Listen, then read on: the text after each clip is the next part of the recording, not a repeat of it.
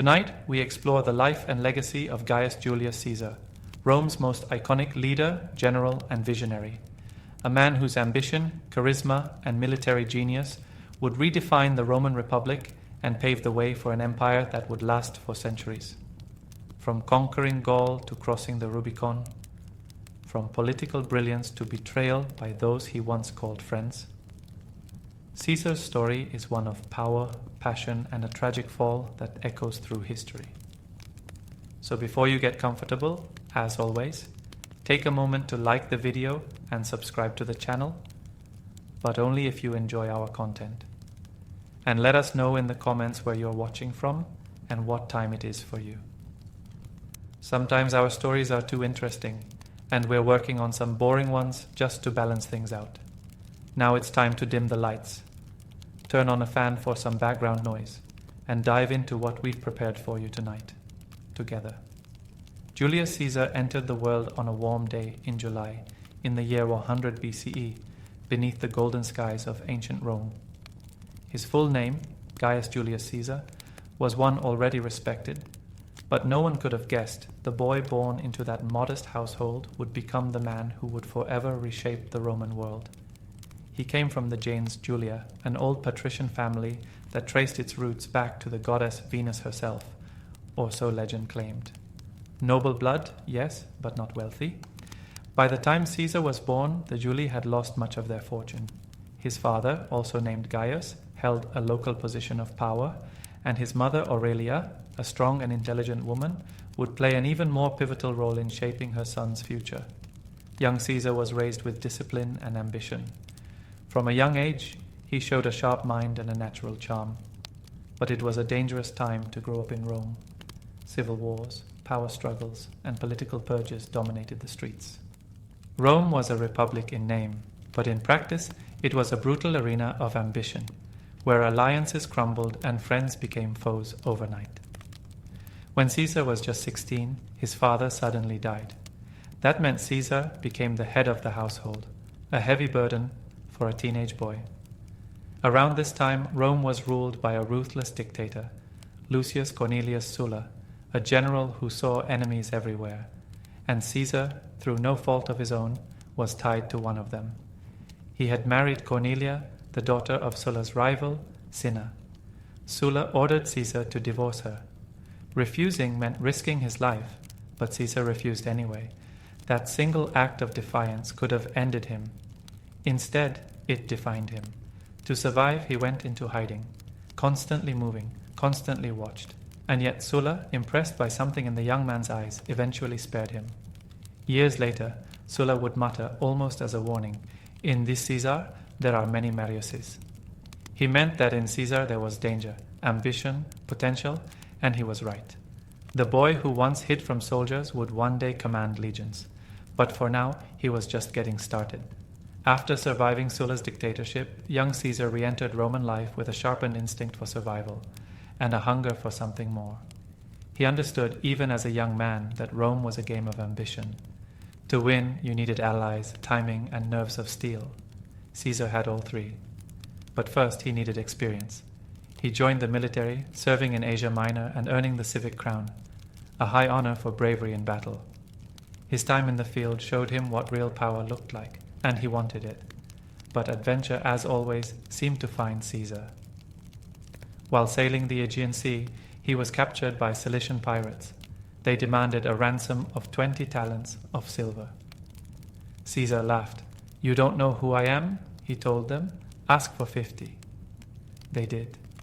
For weeks he lived among them, joking, writing poetry, and promising in good humor that once he was free, he'd return and crucify them. They thought he was playing. He wasn't. After his ransom was paid, Caesar raised a private fleet, hunted the pirates down, and kept his word. But in a rare gesture of mercy, he slit their throats before crucifying them so they wouldn't suffer. That story spread through Rome. It was bold. It was brutal. It was Caesar. Back in Rome, he quickly climbed the political ladder, first as a lawyer, known for his passionate speeches, and then as an elected official. But Rome was still dangerous, divided between two great forces, the conservative elite, known as the optimates, and the populists called the populares. Caesar, ever the strategist, sided with the people. He aligned himself with the memory of Marius, his uncle by marriage, who had once championed the commoners. This made the aristocrats uneasy. Caesar, with his fine clothes, sharp words, and growing popularity, was becoming a threat. He took on the role of Pontifex Maximus, the chief priest of Rome, a position of immense influence. He gained power without using a sword, but he knew that day would come.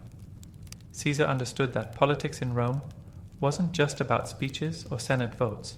It was about image, control, and timing. He was building his name, carefully, quietly. And soon he would make a move that would shake the Republic to its core. By the late 60s BCE, Caesar had become a rising force in Roman politics, but he wasn't alone. The Roman Republic was bursting at the seams. Its Senate was divided, its people restless. Powerful men were circling each other like wolves, each waiting to make their move. Among them stood Pompey the Great, Rome's most celebrated general, and Crassus, the wealthiest man the city had ever known. Both had influence, both had enemies, and both were growing frustrated with the Senate's refusal to grant them what they wanted. Caesar saw an opportunity, not just for himself but for all three. In 60 BCE, he orchestrated a private agreement, a secret partnership that historians would later call the First Triumvirate. It wasn't a legal body or an official alliance. It was simply three ambitious men agreeing to support one another against their rivals. Pompey wanted land for his soldiers. Crassus wanted financial reforms for his business allies. Caesar, he wanted the consulship, Rome's highest elected office. With their backing, he won. Once in office, Caesar wasted no time. He pushed through land reforms, honored his part of the deal with Pompey and Crassus, and worked around the Senate's resistance by appealing directly to the public. He knew how to speak to crowds. He knew how to perform power. But even that wasn't enough. Caesar arranged to be appointed governor of Gaul, a vast and largely unconquered region stretching across modern-day France and Belgium. It was a military command with enormous potential, both for glory and for gold. While others saw Gaul as a dangerous frontier, Caesar saw it as a stage. He was now more than just a politician. He was about to become a general, and with that, he would gain something more powerful than speeches or Senate votes, an army loyal to him.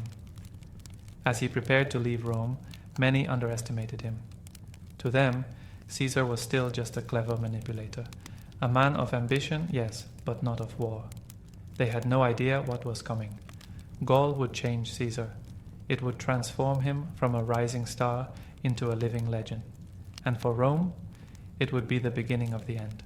When Julius Caesar took command of Gaul in 58 BCE, few in Rome understood what he was about to do. Some saw it as a distant post, others as a political vacation. But Caesar didn't see Gaul as a duty. He saw it as a destiny. The Gallic tribes were fierce, independent, and far from united. Caesar exploited that. He used diplomacy where he could and overwhelming force where he couldn't. Over the next 8 years, he led campaign after campaign, slowly bringing the wild frontiers under Roman control. He crossed rivers, marched through mountain passes, and led his troops through brutal winters. He crushed rebellions, formed temporary alliances, and wrote letters back to Rome, his famous Commentari de Bello Gallico, describing the events. But these weren't just reports. They were propaganda, crafted to shape his public image and keep his name alive in Roman minds. Caesar's men loved him. He shared in their hardships. He paid them generously, praised their courage, and never asked them to do something he wouldn't do himself. He was more than a general. He was a symbol. One of his greatest challenges came in 52 BCE when a Gallic chieftain named Vercingetorix united the tribes against Rome. It was a final stand. Caesar pursued him across the land, eventually trapping him at Alesia, a fortress on a hill surrounded by Roman walls. What followed was one of the most brilliant sieges in ancient history. Outnumbered and nearly starved, Caesar and his forces built a second wall, facing outward, to hold off a Gallic relief army.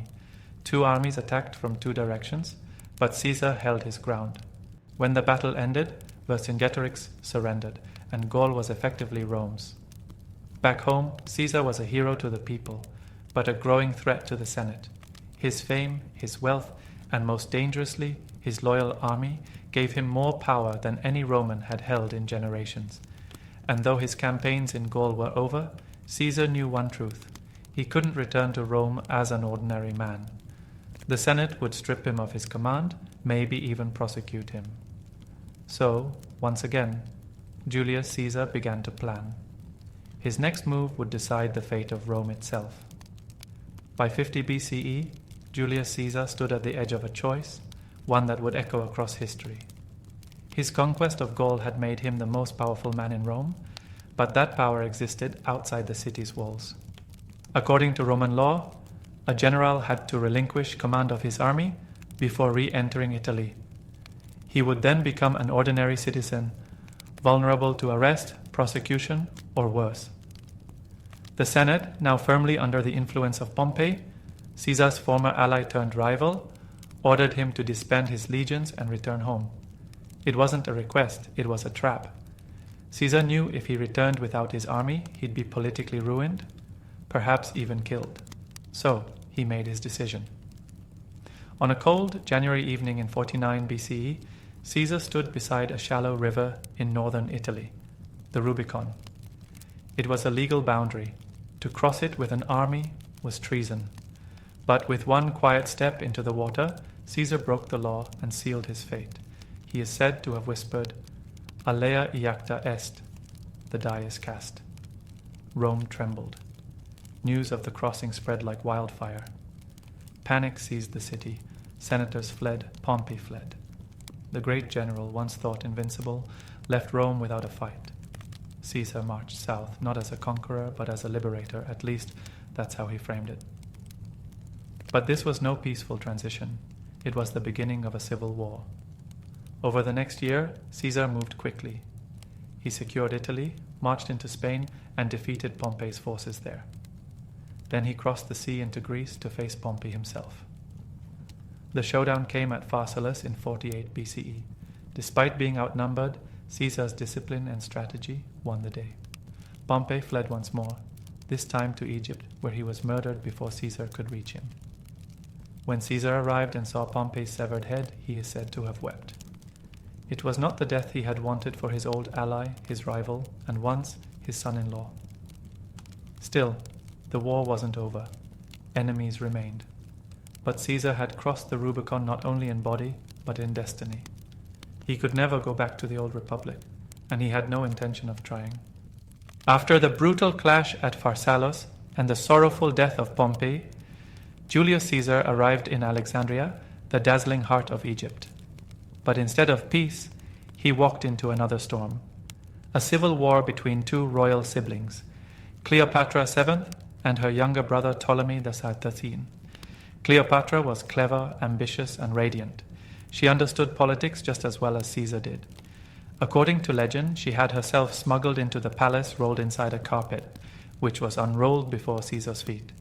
Whether myth or truth, the moment marked the beginning of a powerful and intimate alliance. Caesar chose her side. The decision wasn't just about attraction, it was strategy. Egypt was rich, its grain fed Rome, and Cleopatra offered stability. But supporting her meant war. Ptolemy's forces surrounded Caesar in Alexandria. What followed was a fierce and unexpected battle, the siege of Alexandria. Despite being outnumbered and in foreign land, Caesar's tactics held firm. Eventually, Roman reinforcements arrived. Ptolemy drowned while fleeing across the Nile, and Cleopatra was restored to the throne, now ruling beside her younger brother as co-ruler, but with real power in her hands. Caesar stayed in Egypt for months. He and Cleopatra traveled together along the Nile, exploring ancient temples and marvels of a civilization even older than Rome. In time, she gave birth to a son, Ptolemy XV, whom she named Caesarion, Little Caesar. Whether Caesar ever officially acknowledged him remains debated, but the bond between them was real. Still, Caesar could not stay forever. The Roman world still burned. He left Egypt not just with an ally, but with a new sense of imperial possibility. He had seen what it meant to rule like a god-king, and that vision may have planted a seed, one that would blossom into his later ambitions. But trouble awaited him. In Asia Minor, a rebellion had broken out. Caesar crushed it quickly. So quickly, in fact, that he sent back a now famous message to Rome. Veni, vidi, vici. I came, I saw, I conquered. He was no longer just a general. He was becoming a symbol, a force of nature. And back in Rome, that force was heading home, toward even greater power and toward even greater danger. When Julius Caesar returned to Rome, it wasn't as a returning servant of the Republic, it was as its uncontested master. The civil war was not yet fully over, but Caesar had already been declared dictator for 10 years, and then, soon after, dictator for life. These were titles that alarmed many Romans. Their republic, built on the idea that no one man should hold too much power, was now in the hands of one. Still, Caesar set to work. He had a vision, a Rome rebuilt and reformed. He passed laws to ease debt, offered land to veterans, expanded the Senate to include people from across the empire, and most famously, introduced a new calendar, the Julian calendar, which still echoes in the one we use today. But with every reform, the old guard grew more unsettled. Caesar had begun acting like a king, even though Rome had sworn off kings for centuries. He wore purple robes, the color of royalty. His face appeared on coins, something never done while a Roman was still alive. He accepted honors, built statues of himself, and even refused to rise when senators came to greet him, an unmistakable sign of superiority. And then came the most dangerous moment of all, the crown. During the festival of Lupercalia, before a large crowd, Mark Antony, Caesar's loyal friend, offered him a golden crown. 3 times he held it out. 3 times Caesar refused. To the people, it was proof that Caesar respected the Republic. To the Senate, it felt like theater, a trial run to gauge public reaction. Behind the marble columns of the Senate House, whispers began to rise. Was Caesar planning to declare himself king? Had he already become one in all but name? Could Rome, the eternal republic, survive under one man's rule? Some senators believed the answer was no. And they began to plot. But Caesar, perhaps too confident, too trusting, or simply too proud, didn't see the danger. Or perhaps he did, and believed himself untouchable. He had risen higher than any Roman before him. But in doing so, he had walked the knife's edge between admiration and fear. And soon, that fear would take form in steel and betrayal. The warnings had been there, subtle at first, then increasingly bold. Soothsayers spoke of danger. One famously told Caesar, "Beware the Ides of March, the 15th day of the Roman month." But Caesar, ever defiant, brushed it off with a smile. He believed in fate, but more so he believed in himself. And so the Ides of March arrived. It was the year 44 BCE, and Caesar had just returned from yet another campaign. He was preparing for a new war, this time against the Parthians. But first he attended to business in Rome. That morning his wife Calpurnia begged him not to go to the Senate. She had dreamt of his statue pouring blood, and crowds of Romans washing their hands in it. The signs were unmistakable, but Caesar, either out of confidence or exhaustion, chose to ignore them. At around midday, Caesar walked to the theatre of Pompey, where the Senate was meeting. It was a place heavy with symbolism, named after his former ally, then enemy, now long dead. A fitting stage for the final act. As he entered the hall, senators surrounded him. At first, it was conversation. Then it turned to chaos. One man grabbed Caesar's toga. Another struck him with a dagger. Then another. Then another. The air filled with gasps, shouts, and steel.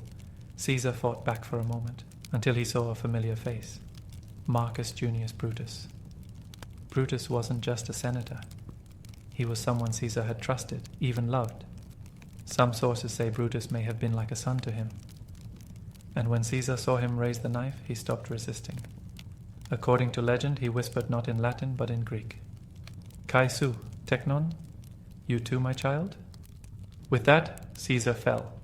He was stabbed 23 times, though only one wound was truly fatal. The conspirators believed they were saving the Republic. They thought the people would thank them. But instead, Rome froze. The streets did not celebrate. The people mourned. And Mark Antony, Caesar's loyal friend, would soon turn the tide with a fiery speech that lit the flame of vengeance. The knife had ended a life, but not the legacy. Julius Caesar was gone, but Rome was far from saved. His assassination, meant to restore the Republic, had the opposite effect. Instead of peace, it plunged the city into chaos. Crowds wept at the sight of his body. Shops closed. The Senate grew silent. Rome held its breath, unsure of what would come next. And then the tide shifted. At Caesar's funeral, Mark Antony stepped forward, not as a general, but as a grieving friend. His eulogy, filled with emotion and rage, ignited the people. He read Caesar's will aloud, revealing that Caesar had left money to every citizen and donated land to the public. He had thought of them even in death. The crowd erupted. What had begun as a political murder was now seen as a betrayal of the people's champion. But the real twist came next. In his will, Caesar had named a young relative, Gaius Octavius, his 18-year-old great-nephew, as his adopted son and legal heir. The boy became Gaius Julius Caesar Octavianus, and later simply Augustus. Together with Mark Antony, Octavian formed the Second Triumvirate, hunting down Caesar's assassins across the empire. Brutus and Cassius, leaders of the conspiracy, would die by their own hands after defeat in battle. Justice, at least in Roman terms, was served. But even this alliance would not last. Antony, drawn to Cleopatra and Egypt, began drifting from Rome. Octavian used it to his advantage, declaring war on Antony and Cleopatra. In 31 BCE, at the Battle of Actium, their forces were crushed. Soon after, Antony and Cleopatra took their own lives. The last resistance had fallen. With no rivals left, Octavian became the first emperor of Rome. The Republic, in name only now, was gone. But Caesar's legacy lived on. The title Caesar became more than a name.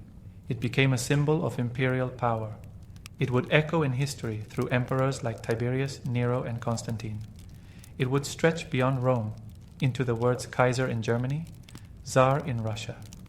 Julius Caesar had changed the world, not just through war or politics, but through the force of his will. He lived as a man, ruled like a legend, and died as a symbol. And even now, over 2,000 years later, we still tell his story. Before the first shot was ever fired, the seeds of division had already taken root. In the early 1800s, the United States was a young nation stretching its arms westward, full of promise, ambition, and contradictions. The North evolved into a hub of industry, commerce, and innovation. Cities grew, railroads expanded, immigrants arrived by the thousands, chasing opportunity in factories and shops. But the South moved to a different rhythm. Its wealth rested on agriculture, vast cotton fields, worked by the labor of enslaved people. The plantation system depended not just on land, but on the idea that some human beings could be owned. This divide wasn't just economic, it was cultural, moral, and deeply political. The North began to lean toward abolitionist thinking, calling slavery a sin that had to end. The South defended it as a way of life, an institution protected by law and by profit. And as new territories were added to the country, places like Kansas, Nebraska, Texas, and California, a burning question surfaced again and again. Would these new states allow slavery or ban it? Each new answer pulled the country further apart. Compromises were made, temporary bandages over a widening wound. The Missouri Compromise, the Compromise of 1850, the Kansas-Nebraska Act, each tried to balance power between free and slave states, but none addressed the root conflict. In 1854, violence broke out in Kansas as pro-slavery and anti-slavery settlers clashed. It was called Bleeding Kansas, a preview of what was coming. Tensions spilled into Congress too. In 1856, a senator from South Carolina beat a fellow senator unconscious on the Senate floor with a cane because of a speech condemning slavery. America wasn't just arguing anymore, it was tearing. Then came the presidential election of 1860. Abraham Lincoln won without carrying a single southern state. To the South, this wasn't just a political loss. It was a sign that their influence and their way of life was dying. In December of that same year, South Carolina seceded from the Union. One by one, 10 more states followed. What had begun as a nation of compromise and ideals was now on the edge of war. And the cracks in the Union had become a fracture. The ink had barely dried on Abraham Lincoln's election when the break began. On December 20th, 1860, South Carolina voted to secede from the United States. One by one, 10 more southern states followed: Mississippi, Florida, Alabama, Georgia, Louisiana, Texas, Virginia, Arkansas, North Carolina, and Tennessee. These states declared they were no longer part of the Union. They formed a new country, the Confederate States of America. Their argument was built on one word: sovereignty. The right they claimed for each state to govern itself, including the right to protect slavery. To them, Lincoln's presidency represented a threat, not because he promised to abolish slavery everywhere, but because he opposed its expansion. They feared the balance of power had shifted permanently to the North. In February 1861, Jefferson Davis, a former U.S. Senator from Mississippi, was elected as the President of the Confederacy. They adopted their own constitution, closely modeled after the U.S. Constitution, but with explicit protections for slavery. Back in Washington, President Lincoln faced a paralyzing crisis. Legally, no provision allowed states to secede. But the Constitution offered no clear path forward either. Could a country survive if its members simply walked away? Lincoln refused to recognize the Confederacy as a legitimate government. In his first inaugural address, he spoke not with anger, but with sorrow. "We are not enemies, but friends," he said. "Though passion may have strained, it must not break our bonds of affection." But words alone could not hold the Union together. Then came April 12, 1861. At Fort Sumter, a Union-held garrison in Charleston Harbor, South Carolina forces demanded surrender. When the U.S.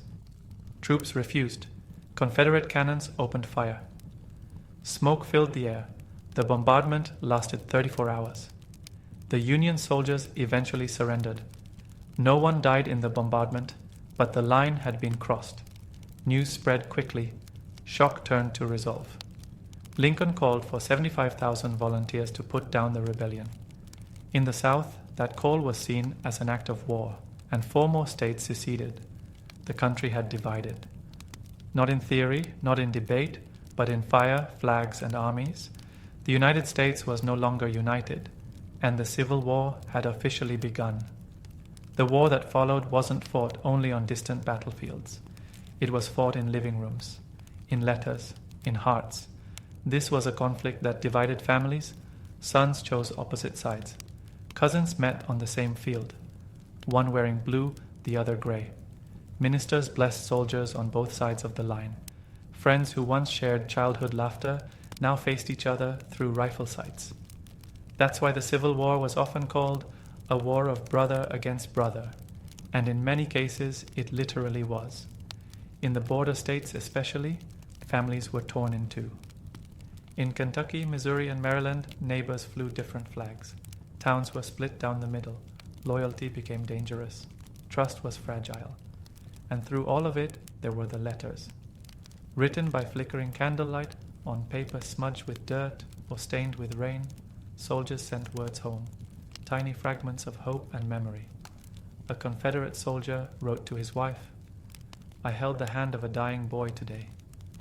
He called for his mother, and I thought of you. I still carry your last letter tucked near my heart." A Union soldier, barely 19, wrote to his younger sister, "I miss the farm. I miss the smell of spring.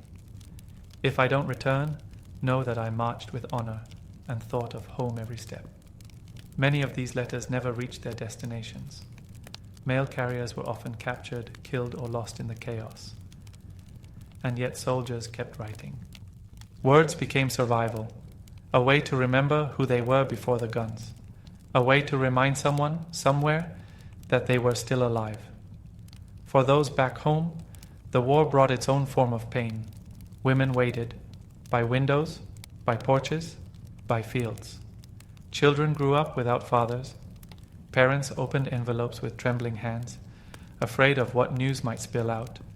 Every knock on the door could bring relief or ruin. And all the while, the war machine pressed on. Armies swelled. Camps spread across hills and forests. The sound of drums replaced the sound of birds. This wasn't just a battle between governments. It was a tearing of human bonds. And still, the worst was yet to come. At first, many believed the war would be short. Some thought it would last a few weeks, perhaps one decisive battle, and then peace. Young men rushed to enlist, eager for glory. Spectators even brought picnic baskets to the hills outside the first major battle, expecting a grand show. They were wrong. The first Battle of Bull Run, fought in July 1861 near Manassas, Virginia, shattered all illusions. Union and Confederate forces clashed in a chaotic and brutal fight. It ended with Union troops retreating in disarray and the realization that this war would not be quick or clean. The name Stonewall Jackson was born that day. A Confederate general who stood firm as his men rallied, his name became legend. But for every moment of heroism, there were hundreds of moments of terror. Bodies lined the fields. Men cried out for water, for home, for mercy. Then came Wilson's Creek, Ball's Bluff, Fort Donelson, and Shiloh. Each battle brought more blood, more names etched into history and into headstones. At Shiloh, in the spring of 1862, over 23,000 men were killed or wounded in just 2 days. The ground turned to mud from the rain and the blood. Soldiers lay among shattered trees and broken cannons, many of them too wounded to cry. General Ulysses S. Grant, leading the Union forces, was shaken. He wrote, "I gave up all idea of saving the Union except by complete conquest." The war was no longer about defense or quick victory. It had become a grind, a slow, merciless struggle to outlast the other side. In the background, technology advanced. Railroads moved troops faster than ever before. The telegraph delivered battlefield news in near real time. Rifled muskets and ironclad ships changed how war was fought. It was the modern world's first taste of industrial warfare. Yet through all the tactics and inventions, it was still fought by men, ordinary, frightened, brave men who marched through fog and forests, unsure if they would ever march back. As 1862 faded into 1863, the war had consumed thousands of lives and scarred hundreds of towns. And still, the fighting continued, because both sides still believed they could win. By the fall of 1862, the war had reached a fever pitch. Confederate General Robert E. Lee, confident after victories in the South, made a daring move. He took the fight into Union territory. His army crossed into Maryland, hoping a victory there would tip international support toward the Confederacy and perhaps even end the war. But the Union Army, under General George McClellan, intercepted Lee's plans. The two forces met near a quiet stream called Antietam Creek, just outside Sharpsburg, Maryland. On September 17, 1862, the fields of Antietam turned red. At dawn, Union forces attacked the Confederate left flank. The battle moved from cornfields to sunken roads, from stone bridges to open hills. Musket smoke clouded the sky. Soldiers fired blindly through the fog of war. Entire regiments were cut down in minutes. At the Bloody Lane, a sunken farm road, thousands of men died in hand-to-hand combat. The road, once used by wagons and farmers, became a trench of bodies. By midday, the creek's stone bridge became another flashpoint. Union soldiers charged again and again, only to fall back under heavy Confederate fire. Eventually they crossed, but at an unbearable cost. By nightfall, the guns fell silent. In just 12 hours, over 22,000 soldiers were killed, wounded, or missing. It was the bloodiest single day in American history. No ground was truly gained, no army decisively won, but Lee retreated and the Union claimed it as a victory. President Abraham Lincoln had been waiting for this moment. With the Confederates pushed back, he released the preliminary Emancipation Proclamation. It declared that, as of January 1, 1863, all enslaved people in rebelling states would be free. The war was no longer just about preserving the Union. It was now about freedom. Europe watched closely. Any chance of Britain or France supporting the Confederacy began to fade. Lincoln's proclamation reframed the conflict and added moral weight to the Union cause. But the soldiers who fought at Antietam weren't thinking about proclamations. They remembered the screams, the silence, the crows circling overhead. Antietam was a turning point, not just in strategy, but in soul. By the summer of 1863, General Robert E. Lee was bold once again. After victories in Virginia, he led his Confederate Army North into Pennsylvania. His goal was simple: bring the war into Union territory, shake the North's will to fight, and force a political solution. But the Union Army, now under General George Meade, followed closely behind. They met near a small town called Gettysburg. On July 1st, Confederate troops clashed with Union forces just northwest of the town. The battle began almost by accident, but it would grow into the largest engagement ever fought on American soil. By the second day, both sides had dug in. Union soldiers held the high ground along Cemetery Ridge, while Confederates launched fierce assaults on the flanks at places like Little Round Top, Devil's Den, and the Wheat Field. The air was thick with smoke, shouts, and cannon fire. Thousands fell, but the lines held. Then came July 3rd, and Lee's fateful gamble. He ordered Pickett's charge, sending 15,000 men across open fields toward the Union center. They marched shoulder to shoulder into a hailstorm of artillery and rifle fire. The charge was brave, but it was doomed. Few reached the Union line. Most never made it halfway. The Confederate army, battered and broken, began to retreat. Lee had lost over 28,000 men, a third of his army. The North had suffered as well, with 23,000 casualties. But they had held the line. Gettysburg was the turning point. The Confederate advance into the North was over. Lee would never invade Union territory again. The momentum, after years of bloody stalemate, had finally shifted. A few months later, President Lincoln traveled to the battlefield to dedicate a national cemetery. His speech was only 2 minutes long, but it carried the weight of the war. That government of the people, by the people, for the people, shall not perish from the earth. It became known as the Gettysburg Address, a quiet, powerful reminder of what was at stake. The fields of Gettysburg grew silent again. The fallen were buried. The survivors marched on. But the war was far from over, and the cost was still rising. By late 1863, the war was no longer about swift victories or grand strategy. It had become a slow, grinding struggle, measured not in miles gained, but in lives lost. Every battle took something that could never be replaced. In Chickamauga, Vicksburg, Chancellorsville, and the Wilderness, the fighting was relentless. Dense forests caught fire from cannon blasts, trapping wounded men in flames. Rivers ran red. Fields once used for planting crops became cemeteries. Soldiers wrote home describing horrors they couldn't fully explain.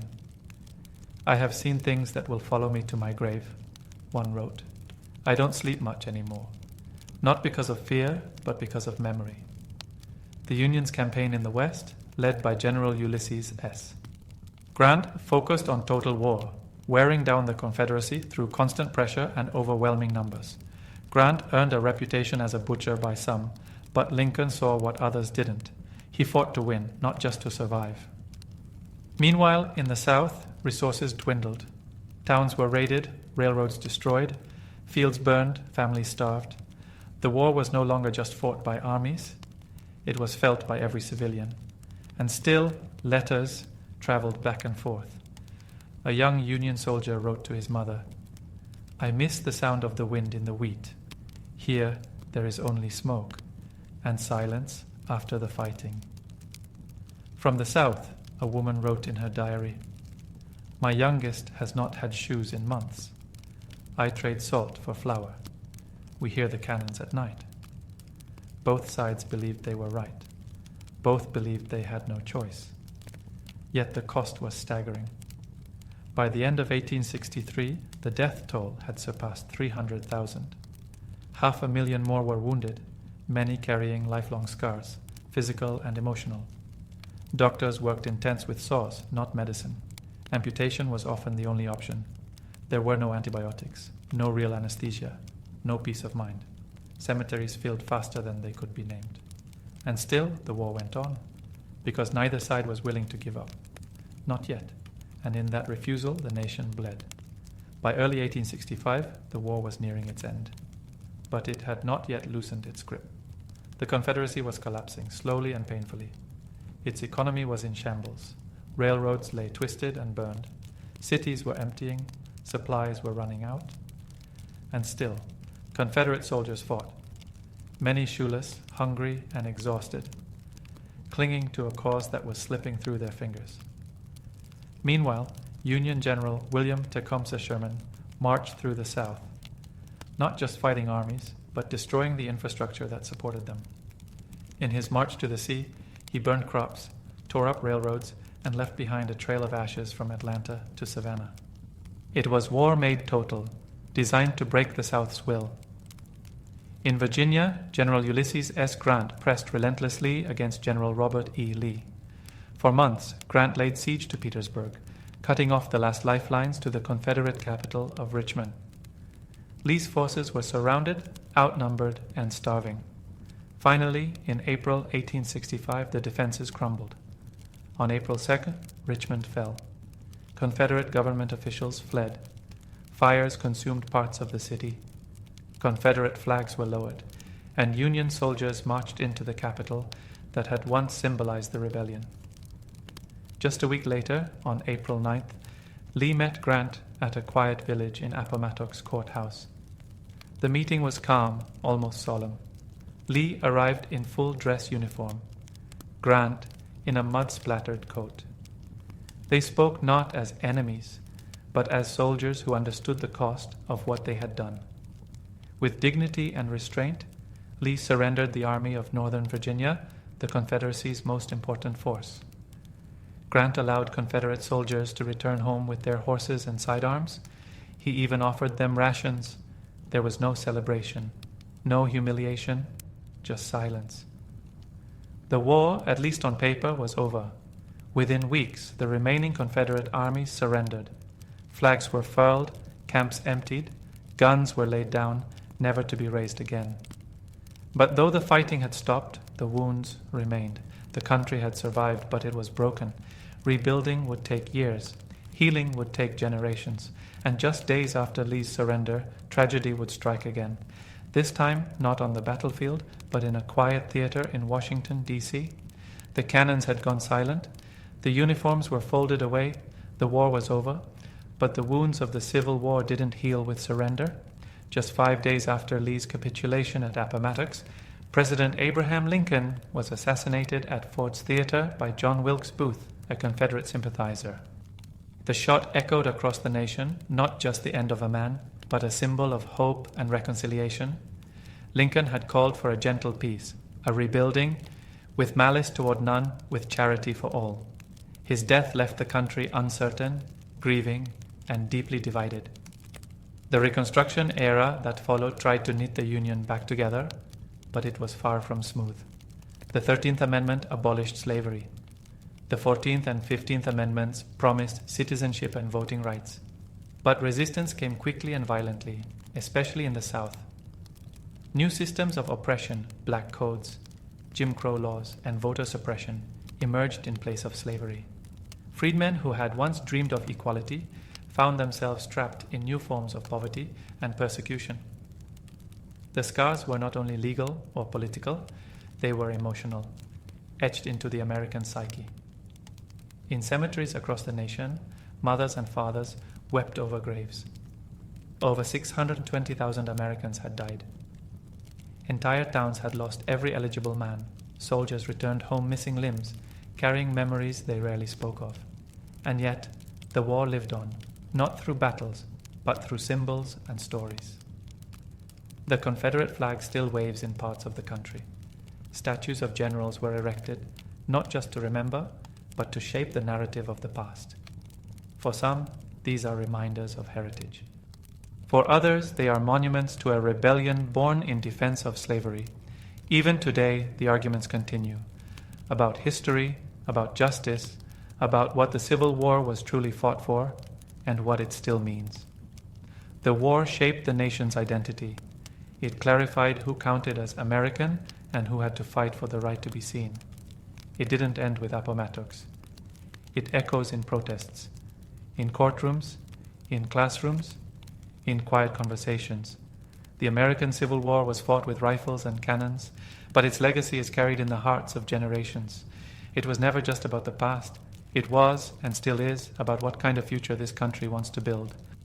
By the mid-15th century, the once mighty Byzantine Empire had become a fragile shadow of its former self. The empire that had once ruled vast territories across the Mediterranean now consisted of little more than the city of Constantinople and a handful of scattered territories. Yet within its walls still flickered the embers of a world that had once been Rome. Founded by Emperor Constantine the Great over 1,000 years earlier, Constantinople had long stood as the crown jewel of Christendom, a symbol of strength, learning, and divine authority. Its towering walls, golden domes, and sacred relics had withstood countless assaults. Persians, Avars, Arabs, Rus, and even Crusaders. Each time, the city survived. But time had worn it down. By 1453, the population had dwindled. Entire districts inside the city were empty and overgrown. Great churches and palaces had crumbled. The once bustling harbors were quiet. Trade had shifted elsewhere, and the coffers of the empire had run dry. The Byzantine army, once feared, now numbered in the mere thousands. Its navy was practically non-existent. Still, the city endured. The man who sat on the throne in those final days was Emperor Constantine Zevkin's Palaiologos, the last of a long imperial line tracing back to Rome. He ruled not with wealth or legions, but with dignity and resolve. Though his realm was small, his spirit was not. To the east, however, a powerful force was rising. The Ottoman Empire, under the rule of a young and ambitious sultan named Mehmed II, was closing in. Constantinople stood in the way of Ottoman expansion, a Christian stronghold, surrounded on all sides by Muslim lands. For Mehmed, the city was not just a military target. It was a prize, a symbol, and a prophecy. Many believed Constantinople could not fall. Its walls had been invincible for centuries. But few realized how weak the city had truly become, and how determined the young sultan was to make history. And so, as spring approached, in the year 1453, the stage was quietly being set. The city that had once ruled the world was about to face its final siege. In the east, a young ruler was preparing to make history. Mehmed II, the Sultan of the Ottoman Empire, had ascended to the throne at just 19 years old. By 21, he was already a seasoned strategist, politically astute and unshakably ambitious. But Mehmed didn't just want to expand the empire. He wanted to claim immortality. And for that, he had set his sights on one prize above all others: Constantinople. The ancient city was more than a political or military goal. It was the spiritual successor of Rome, a Christian stronghold and a symbol of enduring resistance. It had defied conquerors for over 1,000 years. But Mehmed believed its time had come, and that he would be the one to bring it down. For years, the Ottomans had encircled the city like a tightening noose, taking nearby territories, building up naval power, and carefully preparing. Mehmed knew that brute force alone would not be enough. Constantinople's famed walls, 3 thick layers of stone and moat, had repelled countless invasions. So he turned to innovation. In his court arrived a man named Orban, a Hungarian engineer and master of gunpowder weapons.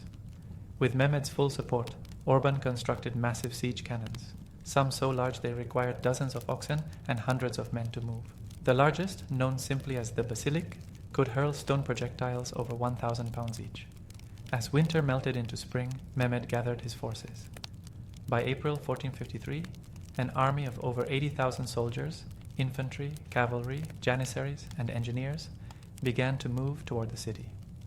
Along with them came siege weapons, ships, and supplies for a long campaign. Inside Constantinople, Emperor Constantine XI prepared his defenses. He had fewer than 7,000 men, including volunteers and mercenaries. The odds were staggering, yet he would not abandon the city. To Constantine, Constantinople was not just his home. It was the last stand of the Christian East, the heart of an empire, and a sacred trust passed down through generations of emperors.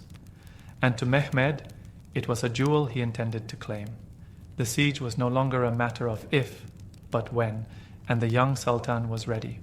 For over 1,000 years, the walls of Theodosius had stood as a symbol of Constantinople's invincibility. Originally constructed in the 5th century under Emperor Theodosius II, these legendary fortifications wrapped around the city like a stone shield, towering layers of defense that had repelled countless enemies. With 3 massive walls, reinforced towers, and a deep moat, they stretched for nearly 4 miles across the western edge of the city. Generations of invaders had tried and failed to breach them: Persians, Avars, Arabs, Rus. Even the fearsome armies of the Crusades had struggled to overcome them, and now, in 1453, the walls would be tested one final time.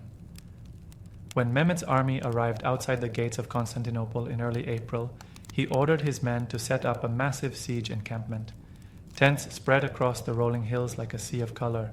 Siege towers, trenches, and cannons were positioned within striking distance of the land walls. Then the bombardment began.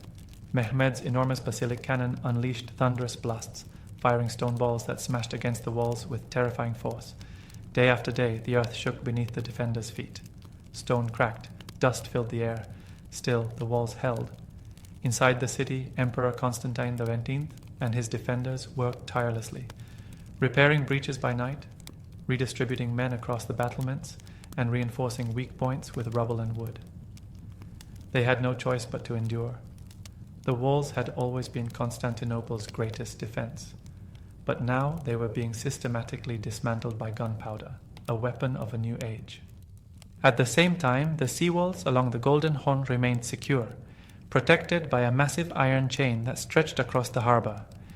Behind it sat the city's small Byzantine fleet and a few allied Genoese ships.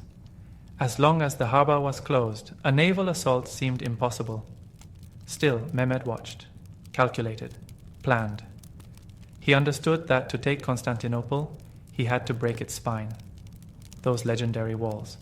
And if the land approach couldn't bring a swift victory, he would find another way in.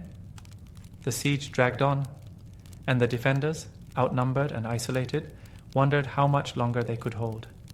For weeks, the walls of Constantinople had held.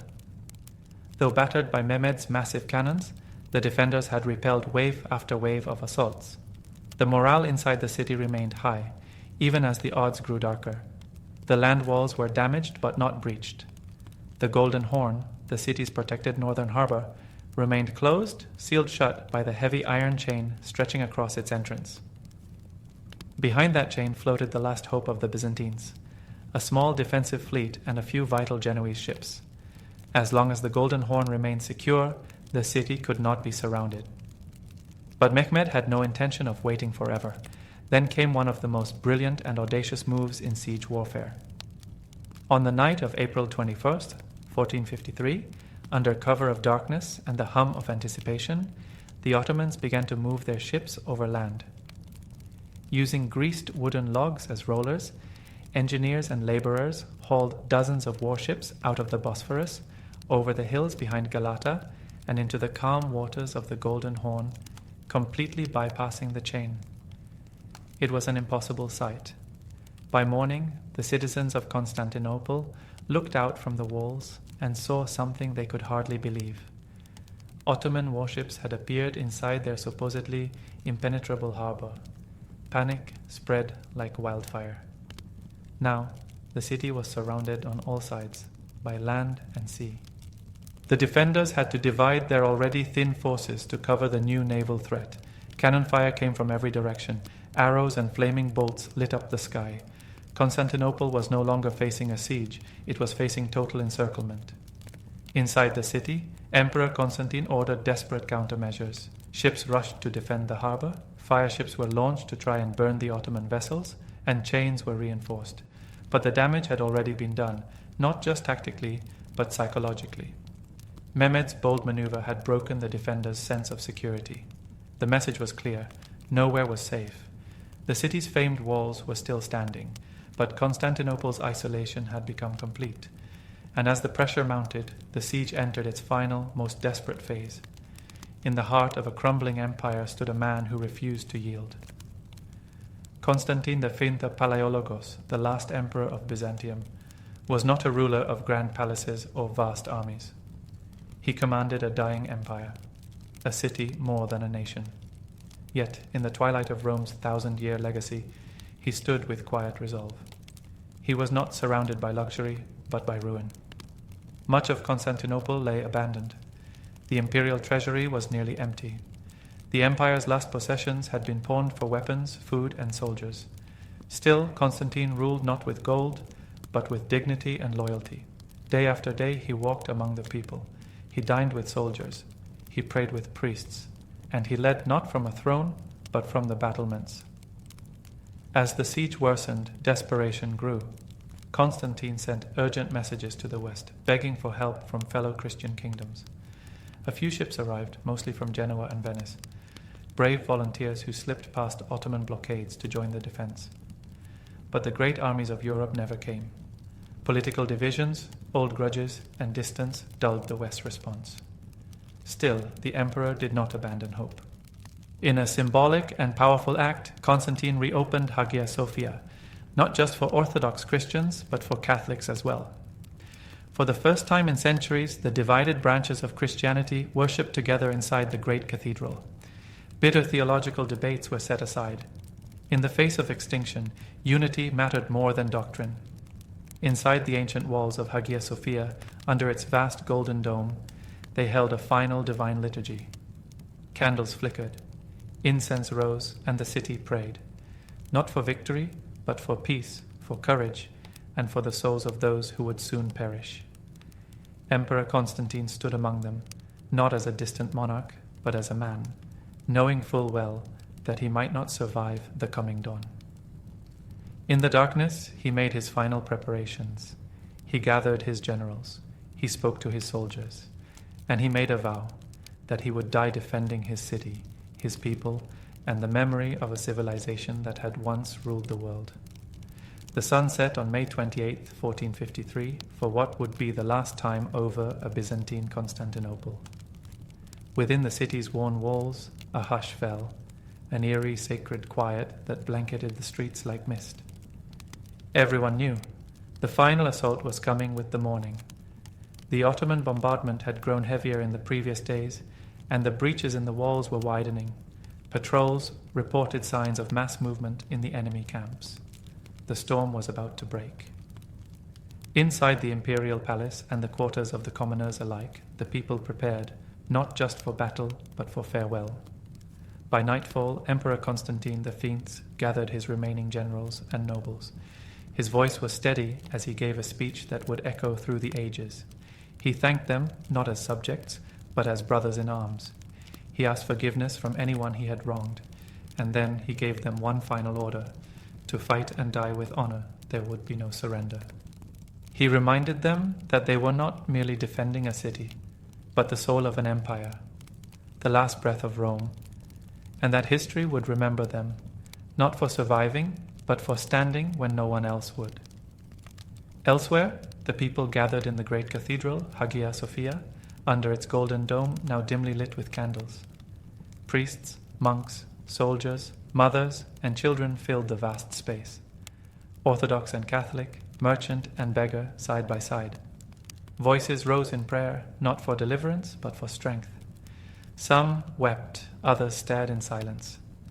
A few smiled through tears, holding loved ones close. Outside the walls, the Ottoman camp was alive with energy. Fires burned in long rows. Drums beat a steady, ominous rhythm. Soldiers sharpened blades. Cannons were prepared for one last barrage. In his command tent, Sultan Mehmed II reviewed his plans. Every division had its orders, every cannon its target. He believed the city would fall by midday. Back within the walls, Constantine, wearing plain armor without royal insignia, mounted the walls and looked out at the enemy camp. He crossed himself quietly, then descended to his post at the weakest part of the wall. There would be no sleep that night, only waiting. before dawn broke on May 29, 1453, the Ottoman cannons roared once more. The final assault had begun. Wave after wave of Ottoman soldiers charged the shattered sections of the land walls. First came the Bashi Bazuks, the irregulars, poorly trained, expendable, and sent to exhaust the defenders. Then came the Anatolian troops, more disciplined and heavily armed. The defenders, led by Emperor Constantine V, fought with desperation and fury. Greek and Genoese soldiers rained arrows, hurled stones, and poured boiling oil from the battlements. For a time they held their ground, but the Ottomans kept coming. Then came the Janissaries, Sultan Mehmed's elite guard, fresh, disciplined, and relentless. They surged toward the most damaged part of the wall, the gate of St. Romanus, where weeks of bombardment had left a massive breach. In the chaos of the fighting, tragedy struck. A small side gate, known as the Kerkoporta, had been left unlocked, likely by mistake.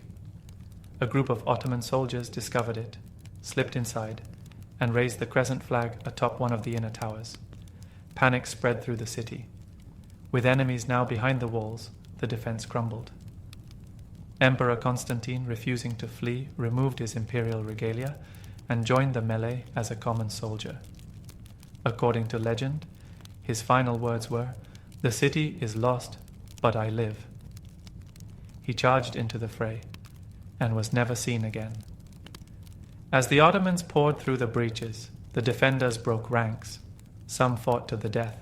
Others retreated toward the harbors or sought refuge in churches. Blood ran in the streets. The cries of the wounded echoed off the ancient stones. By midday, the last resistance had been crushed. The city that had withstood centuries of siege had finally fallen. Sultan Mehmed II entered Constantinople through the gate of Carisius. His soldiers lined the streets cheering, but the Sultan remained silent, gazing upon the city with solemn pride. He had done what no one before him could. The city was his. After 1,123 years, the last great outpost of the Roman Empire, the Second Rome, had fallen. The ancient world had drawn its final breath. As the Ottoman flag rose above Constantinople, the ancient city descended into chaos. For 3 days, according to the custom of conquest, the victorious Ottoman soldiers were given free rein.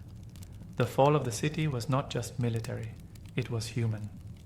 Looting and plunder began almost immediately. Homes were ransacked, churches were pillaged, and ancient relics were torn from their resting places.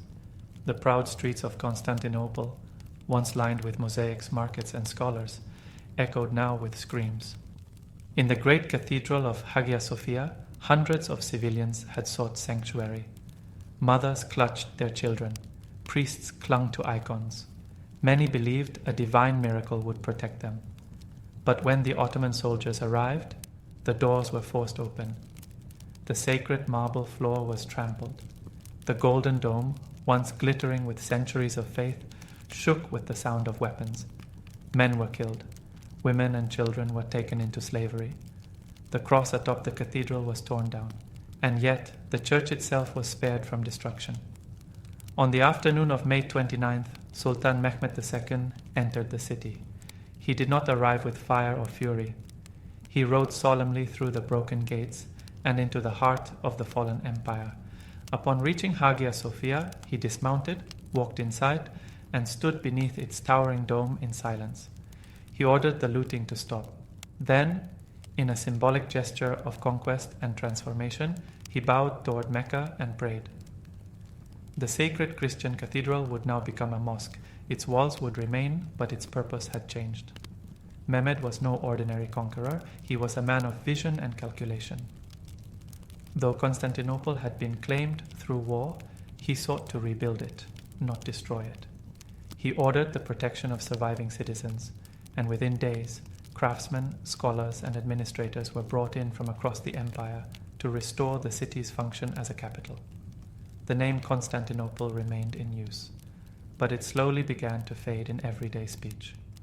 The city was now part of something new, a bridge between East and West, between Islam and Christianity, between the ancient world and the modern one. The sack had ended, but a new era had begun. The fall of Constantinople in 1453 was more than the loss of a city. It was the end of an era. For over 1,000 years, Constantinople had been the beating heart of the Byzantine Empire, the final remnant of the Roman world.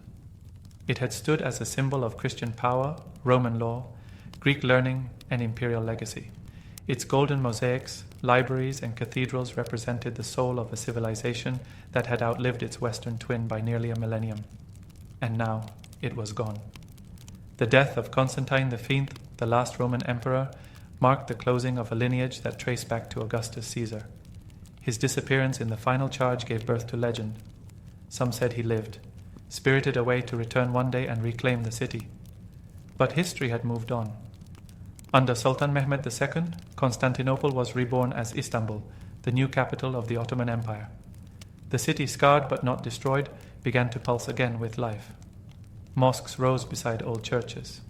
Markets thrived. Scholars, artists, and traders from across the Muslim world filled its streets. Mehmed embraced the legacy of the city he had conquered. He took the title Caesar of Rome, claiming not just territory, but continuity. To him, the Ottoman sultans were heirs to the Roman emperors, carriers of civilization. In the West, the fall of Constantinople sent shockwaves. Christian Europe, once complacent, was shaken awake. The Eastern Orthodox world was now without a capital, and Greek scholars, fleeing the city's fall, carried their manuscripts to Italy, where their arrival helped ignite the Renaissance. The city's fall also reshaped global trade. With land routes through the East under Ottoman control, European kingdoms began to search for sea routes, eventually leading to the age of exploration and the rise of powers like Spain, Portugal, and later, Britain.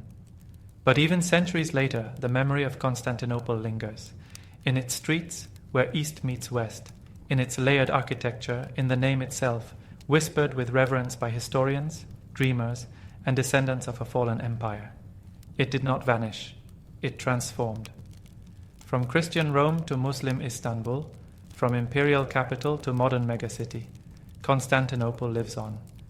A bridge between worlds, a city of memory, a name written in the stones of time. The samurai did not begin as noble heroes or romanticized warriors. They were born out of necessity, a response to chaos. In the 9th century, the imperial court in Kyoto was beginning to lose control.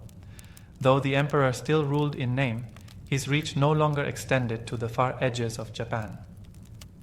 In the provinces, land-owning nobles, called daimyo, began to act as independent rulers. They collected taxes, governed villages, and most importantly, hired armed men to protect their lands. These warriors, skilled with bow and sword, would evolve into a class known as the samurai. At first, they were little more than private militias, but as the centuries passed, their role deepened. They were not just fighters. They became defenders of order, enforcers of clan law, and symbols of authority in a land increasingly divided by civil strife. Japan was fracturing. Rival clans clashed for territory, and power often changed hands through blood, not ballots. Out of this turbulence, the samurai rose, not just as tools of war, but as a class of their own. By the late Heian period, 794-1185, the samurai had become indispensable. They formed the backbone of military power. Their loyalty, once to the emperor, shifted to their clan leaders, the daimyo, and to each other. It was in this era that two great warrior families, the Taira and the Minamoto, rose to prominence. Their conflict would lead to the Genpei War, a brutal civil war that reshaped the nation and brought the first shogun to power. But even before the politics, before the titles, the samurai already held something far deeper, an identity. They trained relentlessly, not just in combat, but in mental discipline. They lived by unwritten codes of loyalty, restraint, and duty. And though their armor was lacquered and their swords razor-sharp, they often lived humbly, close to the land and far from the luxuries of the capital. This was not the age of fantasy, but the foundation of something enduring. What began as armed men on horseback was slowly becoming a way of life, and the world of feudal Japan would never be the same again. As the samurai rose in power, so too did the need for something to guide them, not just in battle, but in life. Out of centuries of warfare, discipline, and tradition, a moral compass began to form. It was called Bushido, the way of the warrior. Bushido was never a single written doctrine. It was a living code, shaped by Buddhist calm, Confucian loyalty, and Shinto purity. It demanded more than strength. It asked for character. At its core were 7 virtues: rectitude, courage, benevolence, respect, honesty, honor, and loyalty. To the samurai, these weren't ideals, they were obligations. A warrior had to act with justice even when it was inconvenient. He had to be fearless in the face of death. He was expected to be generous to the weak, respectful to the wise, and brutally honest with himself. But above all else, he had to be loyal to his lord, to his family, and to his name. Failure to live by Bushido brought shame, not just personal, but communal. To die with honor was preferable to living in disgrace. This is why the practice of seppuku, ritual suicide, was so revered. If a samurai was captured, betrayed his lord, or committed a serious transgression, he could take his own life to cleanse his soul and restore his family's honor. It was a death with dignity, a final act of control in a world ruled by chaos. But Bushido wasn't all steel and sorrow. It also called for kindness, especially to the defenseless. A samurai was a protector of the people, not a tyrant. He was expected to be humble, well-read, and emotionally restrained. In battle, he fought with precision.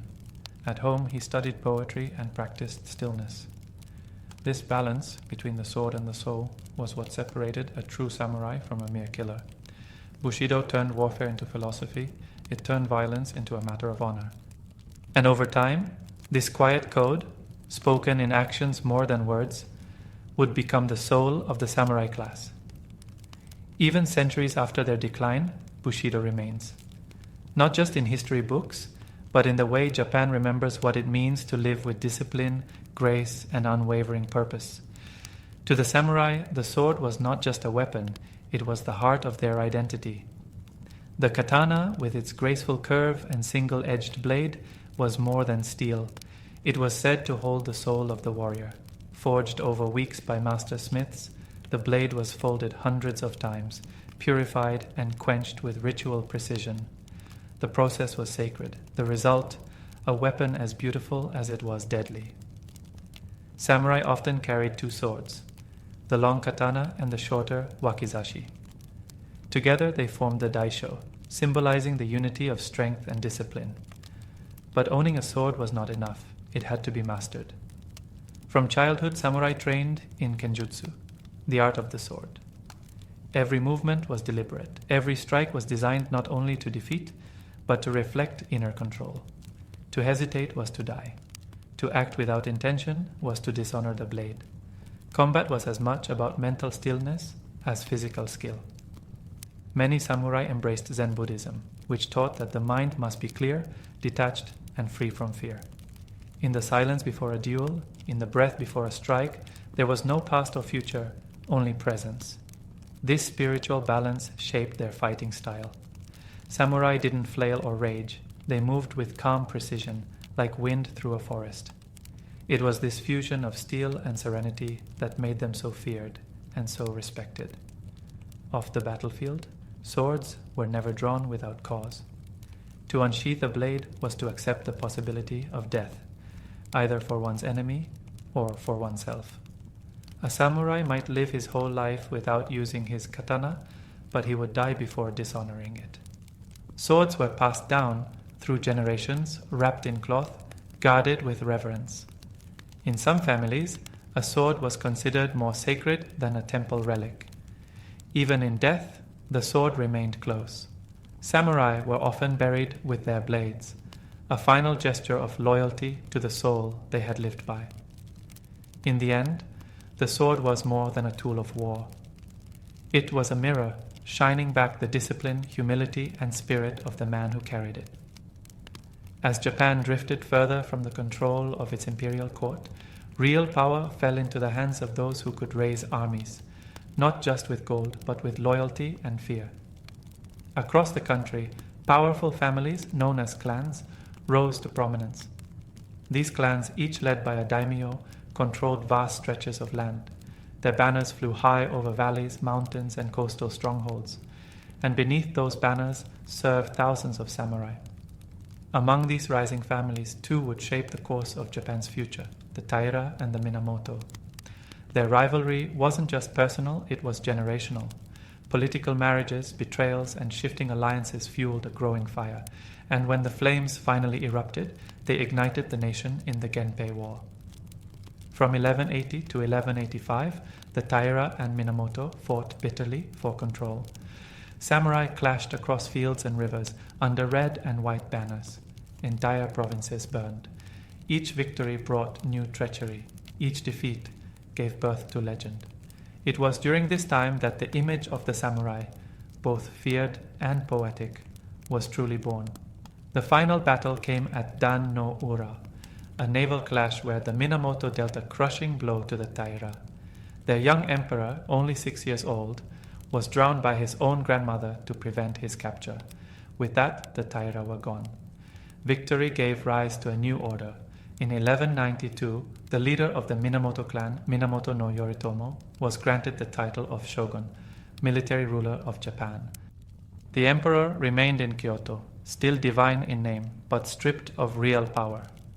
A new government, the shogunate, was born, founded on the sword, upheld by the loyalty of samurai, and driven by the ambitions of rival clans. Over time, other families would rise and fall, the Hojo, the Ashikaga, the Takeda, and the Uesugi. Each fought for dominance. Each carried with them warriors trained from birth, shaped by Bushido, and ready to die at their master's word. Feudal Japan was no longer ruled by ideals. It was ruled by alliances, armies, and the ever-turning wheel of war. And the samurai stood at the center of it all, both as shields and as swords. For the samurai, war was always near, but peace was never wasted. When not riding into battle or serving their daimyo, samurai lived lives defined by discipline, duty, and preparation. Even in quiet seasons, their world was shaped by the possibility of conflict. They did not relax, they refined. Daily life began early. Training in swordsmanship, archery, and horsemanship remained essential. But just as important were skills of the mind. Samurai practiced calligraphy, literature, poetry, and strategy. A warrior had to be as thoughtful as he was deadly. The greatest among them balanced strength with subtlety. Children born into samurai families were taught to endure pain, obey orders without hesitation, and show respect at all times. Even a simple bow carried meaning, measured, practiced, and precise. Manners were not just etiquette. They were an expression of inner discipline. In the home, a samurai's life was austere. Clothing was plain but clean. Meals were simple, rice, vegetables, and fish. Wastefulness was frowned upon. Every action had purpose, every word was weighed. They lived with the awareness that death could come at any moment, not with fear but with readiness. A samurai was taught never to cling to life, but to fulfill his duty, no matter the cost. In their rare moments of peace, many practiced the tea ceremony, or chanoyu, a quiet ritual of boiling water, preparing matcha, and serving guests with grace. To outsiders, it seemed delicate. But to the samurai, it was another battlefield, where attention to detail, humility, and presence of mind were tested. Others found meaning in ink painting, composing haiku, or sitting in meditation under trees.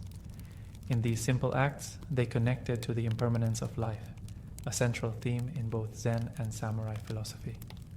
But even in stillness, they remained alert. Spies could be anywhere. Loyalty was fragile. Clans shifted. Allies betrayed. A samurai might host a guest at his table one night and face him across the battlefield the next. So they lived with grace, but with guarded hearts. In the shadow of war, the samurai carved a life of honor, precision, and awareness. Every breath was a preparation. Every day, a quiet rehearsal for the final moment. The samurai lived in a world of discipline and steel, but also of spirits, rituals, and unseen forces. They believed life was not separate from the spiritual realm. Every mountain, tree, and stream could house a kami, a divine spirit from Japan's ancient Shinto tradition. These spirits were not distant gods, but living presences that could bring protection, fortune, or calamity. Before battles, samurai visited shrines, bowed before sacred torii gates, and prayed for strength and guidance. Offerings of rice, sake, or incense were made not out of superstition, but respect for the world they could not see. Many warriors also followed Zen Buddhism, a spiritual path emphasizing silence, simplicity, and awareness. Zen taught that truth was found not through words, but through direct experience. In the stillness of meditation, a samurai trained his mind to be calm, unshaken by fear, free from anger, and focused in the present moment. This mental clarity was essential in battle. The perfect strike came not from brute strength, but from a quiet mind. But the samurai world was not only divine, it was also haunted. They believed in yurei, restless spirits of the dead. Warriors who died with hatred or regret were said to return, unable to cross into the afterlife. Their presence was felt in cold winds, flickering lamps, and whispers on the edge of sleep. Some samurai carried protective talismans or wore symbols hidden beneath their armor, charms to ward off spirits, bad luck, and curses. Even the bravest warrior did not ignore the world beyond. Legends of kitsune, fox spirits that could shapeshift and deceive, circulated among campfires. Stories of tengu, bird-like creatures said to live in the mountains, were shared in whispers. These beings were not just folklore. They were part of the samurai's spiritual reality. Life and death, seen and unseen, were interwoven. Samurai were taught to face both with equal calm, to walk through forests with reverence, to fight without fear of ghosts, to die knowing their spirit too might linger, unless their death was honorable, their duty fulfilled. In the world of the samurai, the sword was sharp, but the soul walked softly through a land of shadows. In the 13th century, the greatest empire the world had ever seen turned its gaze toward Japan. The Mongol Empire under Kublai Khan had already conquered China and Korea. Now, the Khan demanded submission from Japan's ruler, the shogunate in Kamakura. When the Japanese refused, the Mongols prepared for war.